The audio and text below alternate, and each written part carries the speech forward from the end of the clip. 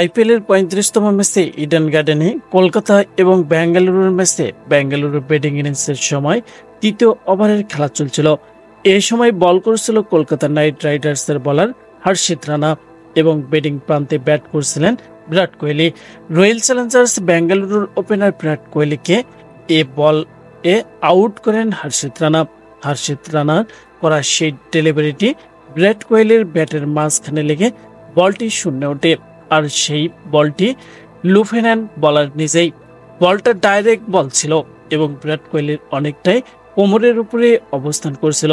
তাতে catch out হওয়ার পর বিরাট কোহলি এই বলটি আম্পায়ারের কাছে নো বল দাবি করেছিল, কিন্তু অনফিল্ড আম্পায়ার শুরুতেই এটি আউট ঘোষণা করে। পরে বিরাট কোহলির আবেদনের পরিপ্রেক্ষিতে থার্ড আম্পায়ার দ্বারস্থ হন অনফিল্ড দুই আম্পায়ার। শুরুতেই নো বল কল না করায় আম্পায়ারের উপরে পুরোপুরি ক্ষুব্ধ হন বিরাট কোহলি।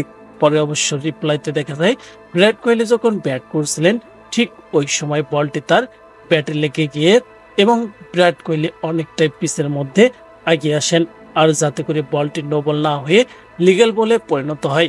যদিও বলটি ছিল একেবারে একটি ডাইরেক্ট বল, আর তাতে একেবারে লিগ্যাল ভাবে আউট হন বিরাট কোহলি। কিন্তু তারপরও যেন বিরাট কোহলি এই আউট মেনে নিতে পারেননি। তার রাগ একটু কমেনি।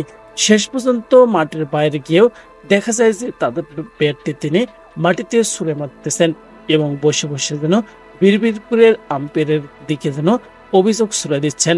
প্রিয় দর্শক, আদৌ কি এই আউটটি হয়েছে কিনা অবশ্যই আপনাদের মতামত জানিয়ে দিবেন ভিডিওর কমেন্ট বক্সে।